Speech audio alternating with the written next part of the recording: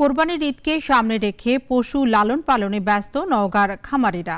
গোখাদ্যের লাগামহীন দাম বৃদ্ধিতে ন্যায্য মূল্য পাওয়া নিয়ে আছে শঙ্কা খামারিদের। এছাড়া সীমান্ত পথে অবৈধভাবে গরু প্রবেশেও ভাবে তুলেছে তাদের। প্রতিনিধি সুমন আলীর তথ্যচিত্র নিয়ে আরও জানাচ্ছেন অলিউল রনি। কোরবানির ঈদের বাকি আর মাত্র কয়েকদিন, তাই গবাদি পশু পরিচর্যায় ব্যস্ততা বেড়েছে খামারিদের। নওগাঁ জেলায় প্রায় ৩৪,০০০ খামারে ক্ষতিকর মোটাতাজাকরণের ওষুধের ব্যবহার ছাড়াই স্বাভাবিক প্রক্রিয়ায় পশুপালন করছেন খামারিরা। খোল, ভুসি, তারপরে হলো ভাতের গুঁড়া, গম, ধান মিশাল করে মজা করা হয়, করে খিলানো হয়। আমরা এখানে গরু খাওয়াই, দেশি খাবার খিলাই। হাটে বাজারে লেতে গরু অনেক বড় করি, ১ টনের উপরে গরু এখানে আছে।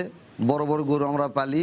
তবে গোখাদ্যের লাগামহীন দাম বৃদ্ধি গবাদি পশুপালনে খরচ বাড়িয়েছে কয়েক গুণ। ফলে দাম নিয়ে চিন্তায় খামারিরা। পাশাপাশি সীমান্ত পথে ভারত থেকে অবৈধ গরু প্রবেশ নিয়েও আছে শঙ্কা। গতবার তুলনায় তো এবার দাম একটু বেশি হওয়ার কথা, কারণ খাদ্যদ্রব্যের দাম, সব জিনিসের দাম বেশি। ভারত থেকে যদি গরু আমাদের না আমদানি করে তাহলে হয়তো আমরা গরু বিক্রি করে কিছু লাভবান হতে পারবো।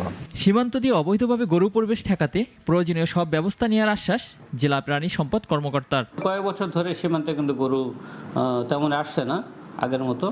ফলে আমরা এই ব্যাপারে এখনো কঠোর পদক্ষেপ নেব বলে আমরা কঠোর পদক্ষেপ নেব ইনশাল্লাহ। নওগাঁ জেলায় এবছর প্রায় 7,28,000 গবাদি পশু প্রস্তুত রয়েছে। কোরবানি পশুর চাহিদা 3,78,000। অলিউল রনি, নাগরিক। ওয়ালটন এয়ার কন্ডিশনার এক্সচেঞ্জ অফারে স্প্লিট এসিতে 23,000 টাকা পর্যন্ত নিশ্চিত ছাড়।